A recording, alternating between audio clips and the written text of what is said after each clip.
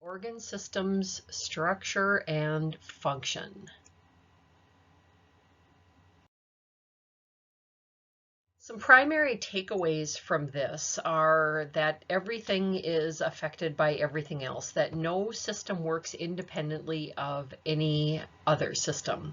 So everything you touch, smell, taste, hear, feel, know, do, believe, talk about, express, repress, or in any way come in contact with affects you whether you are conscious and aware of it or not. We are truly sentient beings. We are pack animals. We are members of a tribe, however you want to look at it.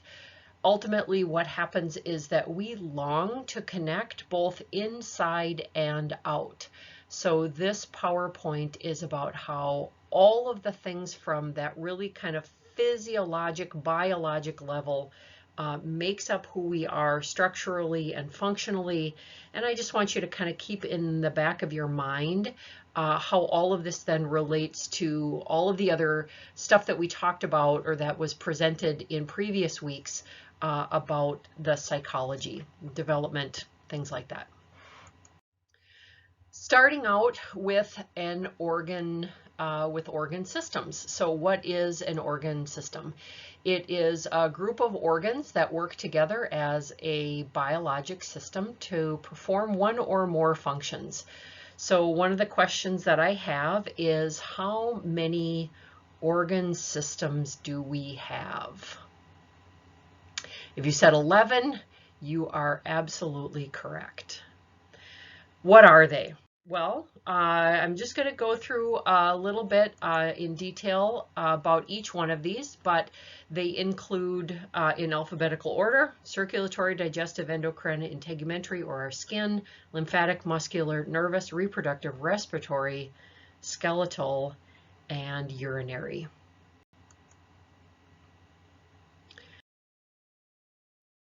With the basic structure of our organs, which is that of a cell. So organ systems obviously are made up of organs, and each one of those organs is made up of tissue, and those tissues are made up of cells. So the outside is made up of lipids or fats, also known as the lipid bilayer. So there is the hydrophobic side. It is quote unquote afraid of water. And the hydrophilic side, it loves water. Another important reason to maintain good hydration levels, knowing this, it helps to keep up the integrity of all the cells in our body. The inside part of the cell is the cytoplasm, which is made up of water and nutrients, and also organelles. So the organelles are about energy, it's about production, material production, it's about waste removal. Each part of the cell has a dedicated job to do. They are independent and interdependent upon each other. So going through the different organ systems, again, just kind of starting in alphabetical order, we have the circulatory system, which is made up of the blood and heart. We've got the digestive system, which is about the intestines and the liver, along with some other organs. The endocrine system, main ones are hypothalamus and pituitary, plus there's so much more. We also have the integumentary system, our skin, which is the primary layers are the dermis and the epidermis. We have our lymphatic system, which helps with detoxification and defense. Muscular system, plus there's also fascia, tendons, ligaments. Our nervous system has the central and the peripheral nervous system. We've got our reproductive system, which is primarily about hormones and as well as genitalia. Respiratory system is really a lot about the lungs. Skeletal system, primarily we think about bones when we think of the skeletal system. And then of course the urinary system, which is really about our kidneys. So let's start out with the circulatory system. All right, this is also known obviously as the cardiovascular system. So our heart is one of the strongest muscles in our body. The myocardium has its own classification of muscle. It is singularly identifiable under a microscope due to the structure and alignment of the fibers.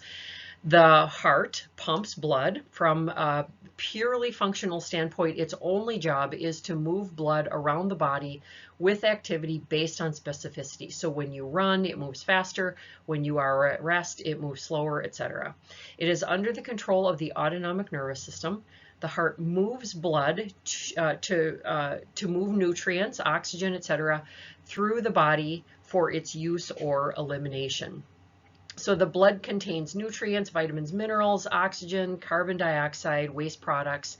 Those are considered to be the toxins, right?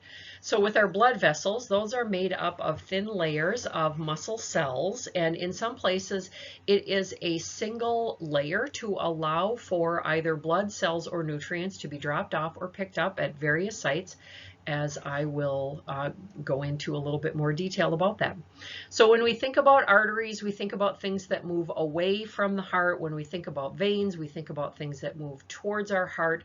There is an exception though. So blood moves from the heart to the lungs, then back to the heart to the rest of the body. So that's really one of the only exceptions.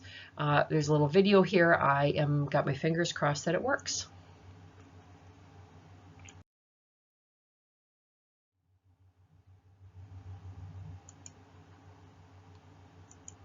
Nope, it's not working. So that's okay. You can see here what happens is, oh, maybe it will work. Here we go. Perfect. The normal heart has two sides, the right side and the left side, and four chambers, the top receiving chambers, or atrium, and the lower chambers, which are thick wall called ventricles. Red blood cell will come from either the superior vena cava or the inferior vena cava and enter into the right atrium. The blood then flows across the tricuspid valve to the right ventricle. The right ventricle then squeezes and injects that blood cell into a vessel called the pulmonary artery. The artery splits into two vessels, each going to the lungs. As that red blood cell makes its way through the lung, it returns through the pulmonary veins to the left atrium. That blood is now oxygenated. It's picked up oxygen, then goes across the mitral valve into the left ventricle, which does most of the work in terms of delivery of blood to the body. That blood cell is then ejected into the aorta to some organ, or muscle, or skin in the human body.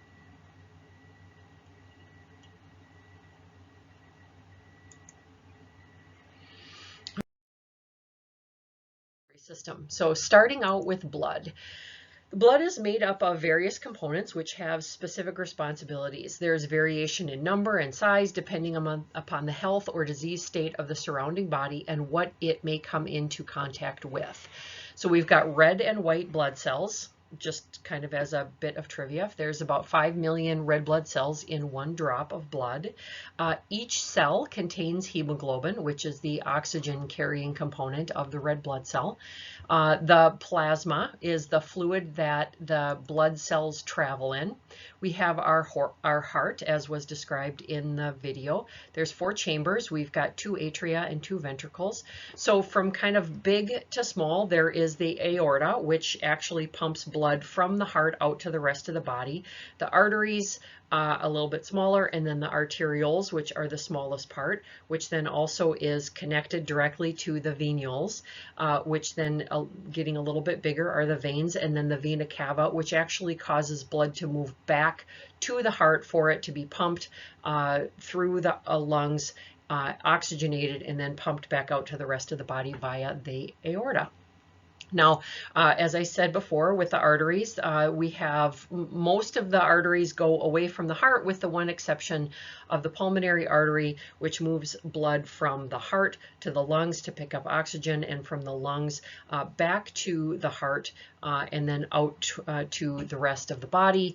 And then, of course, the veins, like I say, is what moves blood from the main part of the body back to the heart.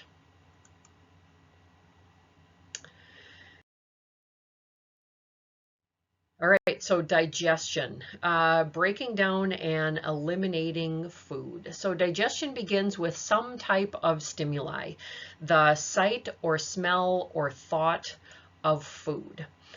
The mouth, most of us know this, the oral cavity. So we've got saliva, which is secreted from the salivary glands, is made from fluid of enzymes that are made in the pancreas. Our throat or our esophagus, when we chew food, it's considered then a bolus, which is swallowed and travels down to the stomach. From the stomach, we've got the hydrochloric acid and other enzymes to help break down food even further. Small intestines, most absorption of nutrients takes place here. We've then got our liver and our gallbladder. The bolus passes an opening. Bile is secreted to break down fats. The pancreas, that bolus passes an opening. Enzymes are then secreted to break down carbohydrates primarily. Our large intestine, that bolus of food, which has been subjected to various types of enzymes throughout the process, passes through here through peristalsis. I'll talk about that in a little bit.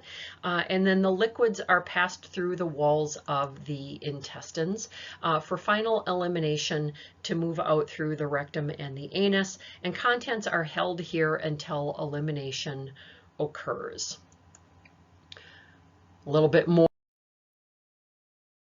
system with a little bit more breaking down into the intestines. So we've got muscles that run circular and longitudinally on the outside to contract and relax in order to move contents from the beginning to the end. This is another area of the body with an important connection to the autonomic nervous system. 75 to about 80% of all of our digestive issues are directly connected to our psychological health. People often have diarrhea or constipation when they are upset. Sometimes, if it gets bad enough, it gets diagnosed as irritable bowel syndrome. I am a huge proponent of dealing with the mental health issues as the first line of good gut health. Now, inside, we've got the villi and the microvilli. This is where a massive amount of nutrient exchange takes place with both the blood vessels and the lymphatic system.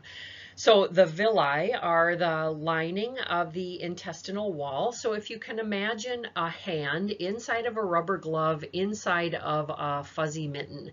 So the hand is the blood vessels, the rubber glove is the lymphatic tissue, and the mitten is the villi. The fuzz on the mitten is the microvilli. So as the contents move through the intestines, the cells lining the walls pick up and drop off stuff to be absorbed into the bloodstream or eliminated as feces. Now, inside, again, it's the blood vessels, the lymphatic tissue, the absorption that takes place here, the exchange of liquids, nutrition, hydration, and the elimination all affects our whole entire body. I think most of us can recognize that when we haven't had good bowel movements and when we get a little bit constipated, we don't really feel very good. And then, of course, we will get diarrhea when our body is intending to eliminate something very quickly, and that can be just as uncomfortable. Now, let's get a little bit more specific when we talk about digestion. Let's talk about the liver. So in the interest of full disclosure, I love the liver. It is an amazing organ that works tirelessly to help us function in ways that we can never truly appreciate. We can lose up to about 75% of its function before we start to have real noticeable problems. And it will actually grow back parts that have been removed or destroyed. Again, I cannot say enough good things about the liver. So to get a little bit more specific, blood moves to the liver from the organs of the body before it is brought back to the heart. Nutrients and waste products pass through tight junctions in the blood vessels. The liver is the primary detoxification center in the body, and something called cytochrome P450 is the mechanism in our liver that is responsible for that detoxification process. The liver also processes and packages proteins and fats. The liver converts thyroid hormones, and the liver also helps to make bile, which ultimately then ends up helping to digest fats.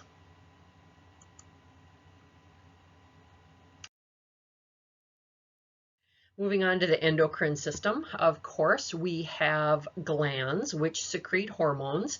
In previous PowerPoints, I discussed the endocrine system a bit, and so I won't go into much detail here. We'll start out with the pineal gland, which produces melatonin. This is directly related to the sleep-wake cycles, as well as migration and hibernation patterns in birds and bears and many other animals.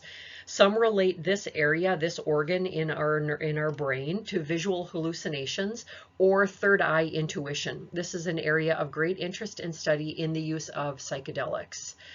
The pituitary, or the master gland, secretes hormones to trigger all the others. So this gland sits directly below the hypothalamus. It sits in the sella turcica, which is in the middle of the sphenoid bone directly behind the eyes. Now, the thyroid is responsible for metabolism. The thyroid and parathyroid are located in the middle of the throat and helps us with regulation of both energy metabolism and calcium levels in the blood. The thymus is about immune function. So this sits just above the heart and is relatively large during childhood. It shrinks as we age. This endocrine organ helps us in the process of our immune system. So helping to make T cells to fight off infections and other diseases. It's truly a big part of how we recognize pathogens that enter into our system. So our adrenal glands, of course, energy works with the kidneys for heart regulation. I've talked about these enough, so all I will say is that there is an inside or medulla and the outside or cortex, and each area produces various substances for bodily functions, including fight or flight, but also sex hormones that are made from cholesterol, which is a whole nutrition topic in and of itself. Now the pancreas, digestive enzymes, insulin production. As I stated in one of the digestion slides, the pancreas produces enzymes that are an integral part of the mouth and its role in the digestive process. Insulin, as most of you already know, is what helps to keep a good balance of glucose in our system. When that gets out of balance for various reasons, we may get diagnosed with diabetes. Blood sugar, as it is often referred to, plays a huge part in energy and even cognitive function, and plays a role in some neurocognitive disorders. Now, with the ovaries and testes, it's about procreation, estrogen, testosterone. So these are sort of the storage and production sites of our sex hormones. These hormones are responsible for secondary sex characteristics such as body hair, breast tissue, and even vocal characteristics. They are in varying levels in all of us, and they fluctuate throughout life depending upon age and stage of development. The integumentary system, or our skin. So it's a protective layer, right? Truly, it's a barrier to the environment. It also acts as an excretory organ. In fact, it's one of the largest excretory organs that we have. And a lot of times, faulty elimination from on the level of our intestines will show up in our skin through things like eczema and acne and other types of breakouts, if you will. So we've got our layers, right? We've got the epidermis, the dermis, and the hypodermis. There are sebaceous glands, hair follicles, sweat glands. Hair acts as a protective layer, both for warmth as well as also keeping things off of our skin to keep it away from our getting into our skin, getting into the bigger part of our body. Our nails, fingernails and toenails, act as protection because we've got a great deal of nervous endings at our fingertips, so it helps to keep protection. It also acts as a function to help with gripping, clawing, those types of things. Evolutionary wise, it has just stuck with us because it obviously serves some kind of a function.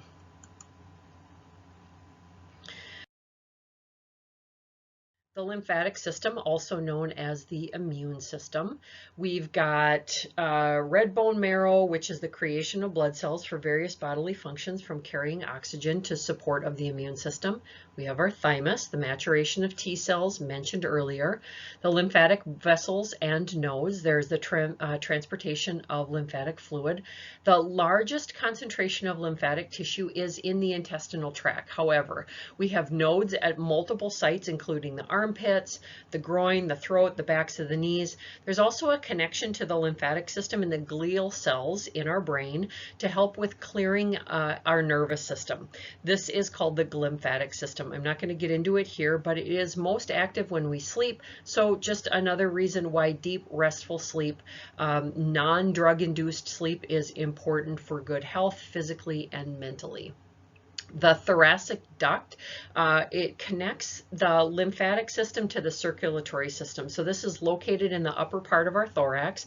It helps to move toxins out of our body through other elimination channels. So the blood or the lymphatic fluid is actually transported from this thoracic duct into the greater circulation of our blood, which then is allowed for elimination through all those other processes that I have talked about and will talk about. The spleen, which is another part of our lymphatic system, helps to clean up blood by destroying damaged or old blood cells for kind of reuse, repurpose, repackaging, or elimination. We've got something called Peyer's patches. Those are located in the mucosal lining of the part of our small intestine, the lower part of our small intestine right before it gets to the large intestine. And this has a lot to do with detecting healthy or unhealthy levels in our microbiome.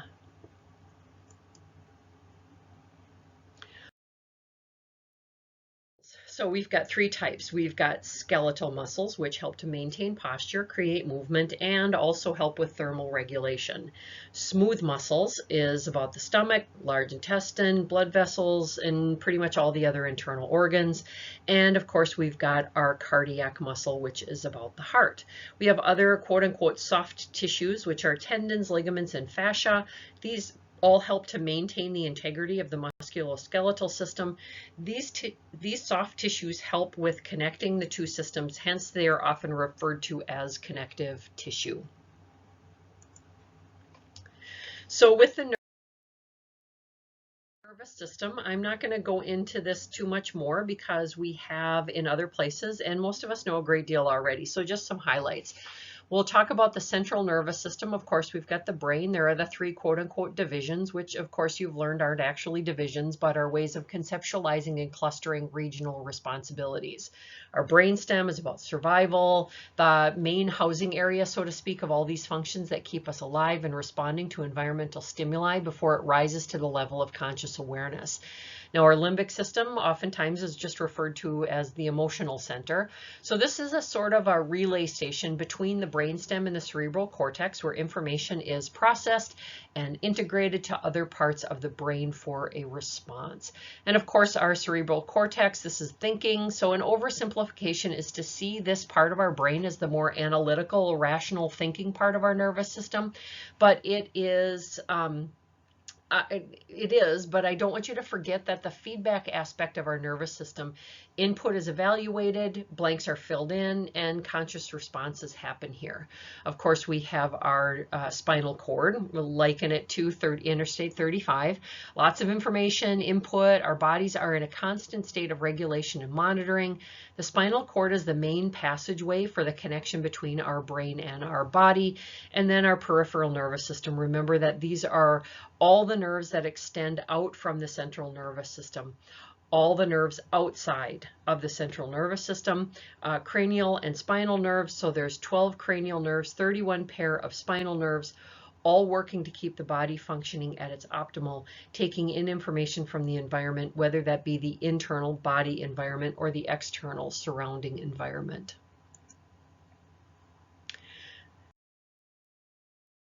The peripheral nervous system. So remember, sensory, it takes in information, and we've got those 5 senses, right? Sight, sound, smells, taste, and touch. Neuroception is about the perception of the nervous system, which happens nearly 10 times faster than what happens and rises up to our conscious awareness. Interoception is the awareness of the internal bodily states, including all of our internal organs. The motor system, part of our peripheral nervous system, is what gives out, right? So receives input from sensory, the division of our nervous system that is responsible for actions and movements, and it responds accordingly or not, depending upon learned responses. We may override certain reactions due to social, cultural, gender, or some other type of conditioning we received throughout our life. Now, both are part of and influence the autonomic nervous system. The parasympathetic, of course, we know is rest and digest, and the sympathetic tends to be about the get up and go.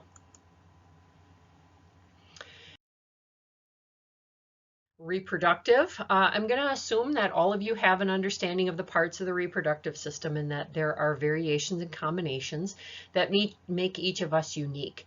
The information here is mainly related to the physical and biological makeup, not the expression of who we are as social and sexual beings.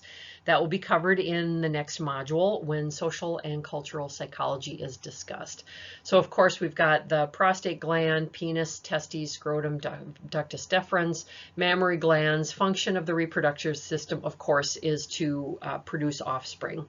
The testosterone and sperm are produced in the testes, the ducts, and the glands that help to deliver sperm, and the estrogen and ovum are produced in the ovaries. Other reproductive structures serve as sites of fertilization and development. So for instance, the mammary glands produce milk for the newborn, and the majority of production and function is regulated, of course, by the endocrine system, as I briefly went over. Moving to system, we have our nasal cavity, which filters air through cilia and mucosal membranes. There's a great deal of blood flow through these tissues. Of course, we have our pharynx, our larynx, our trachea, and our bronchus, which moves out into right and left sides, moving to our lungs, which helps to remove carbon dioxide and continually supply blood with oxygen, which I'll describe a little bit more in detail in the next slide. System. So with the oral and nasal cavity, again, oxygen is drawn in, carbon dioxide is expelled. This is another way that we detoxify, release toxins from our body. We've got, of course, the pharynx, larynx, trachea, bronchus, bronchioles, and alveoli. So the alveoli is where the blood cells drop off oxygen to be delivered to the rest of the body through the pumping action of the heart. Now, the carbon dioxide is picked up and breathed out. So you can see from the picture that the surface coverage allows for the best available exchange. And just as an aside, this is what gets damaged in smoking or in inhalation of other noxious chemicals. So there can be a loss of the alveolar sacs, thereby diminishing the ability to deliver oxygen and pick up carbon dioxide.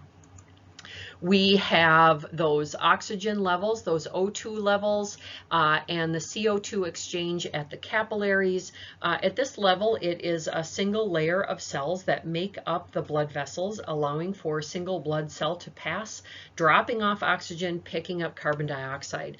So the oxygen, or whatever else you might inhale, is dropped off to be picked up by the red blood cells. Carbon dioxide, or the byproduct of whatever you inhaled, is dropped off by the red blood cells to be exhaled. So that's just kind of a quick overview of what happens with respiration. So one thing too to remember is that proper belly breathing, quote unquote, or diaphragmatic breathing causes the contraction and relaxation of the very lowest part of our lungs and our rib cage, thereby utilizing the greatest amount of lung capacity. This is under the control of both the phrenic nerve and the autonomic nervous system.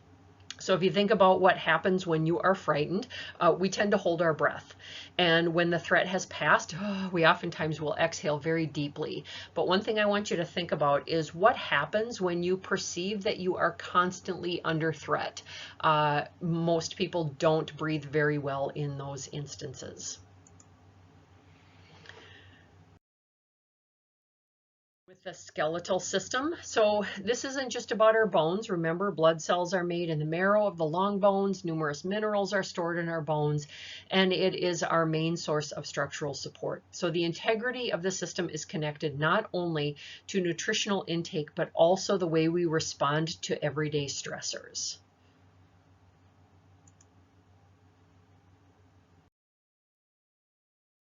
Our urinary system with our kidneys, it's responsible for acid-base balance throughout our blood, through the withholding and excretion of water and minerals. When this is out of balance, crystalline structures, more commonly known as kidney stones, can form and create a great deal of pain. Knock on wood that no one listening to this has ever experienced this, but if you have, you know what I'm talking about.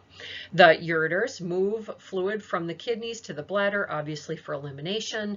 The urinary bladder is where urine is stored, and then through the urethra is when fluid from the urinary bladder moves to the outside world.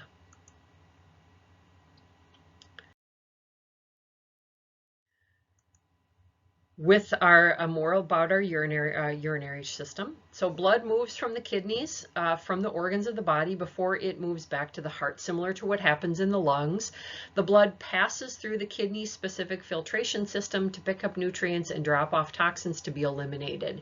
So nutrients and waste products pass through the tight junctions in the nephrons. The nephrons filter fluid for the excretion, which helps to regulate that pH balance, which also helps to regulate the electrolyte balance in our body. Kidneys produce chemicals that regulate your heart, and because of the fact that the adrenal glands sit on top of the kidneys, this is a direct connection of cortisol when it is needed for a quick response to a stressor.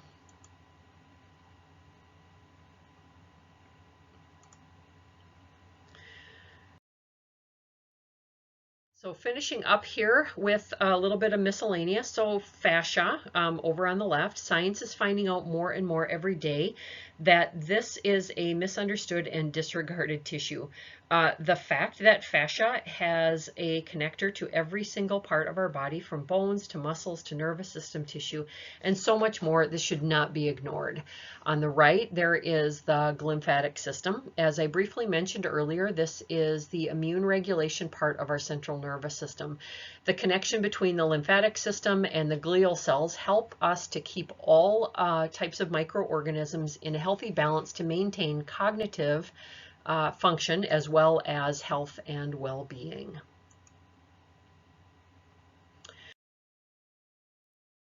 So as a connection to our mental health, remember that mental health issues are primarily under the quote-unquote control of our nervous system.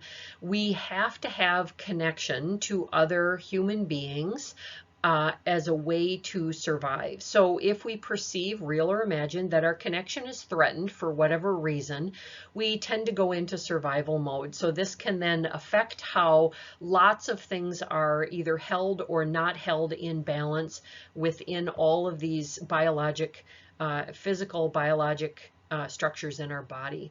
So if you kind of think about this, when the family is stressed, the uterus is stressed, and the fetus is stressed. So it isn't really just about what happens after a person is born. This can happen intergenerationally, and all of those things that go into making up who we are as human beings. So remember that, of course, in utero, at that fertilization, we start out as cells that divide into various tissues and organs. There are stress chemicals that travel through the blood. Most of us know about that, and that is going to affect the development and the health of that developing fetus. Poor nutrition, nutrients travel through the blood. Again, this can also affect the health and well-being of that developing fetus.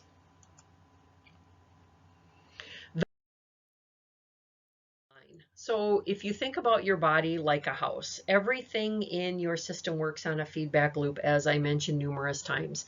Everything is affected by everything else. What you come in contact with accidentally or on purpose affects you, whether you are aware of it or not. So with a good solid foundation, this helps to maintain the overall integrity of the system, from bones to muscles to ligaments and tendons. These are part of an important activity and movements throughout our lives.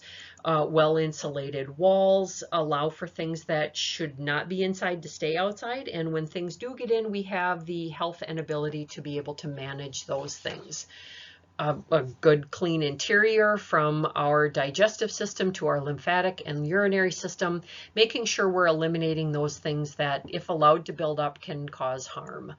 So solid roof is like a well-functioning nervous system, and this allows for a well-functioning plumbing, heating, and air conditioning. Maybe it's a bad analogy, but I think it kind of works well to be able to visualize that.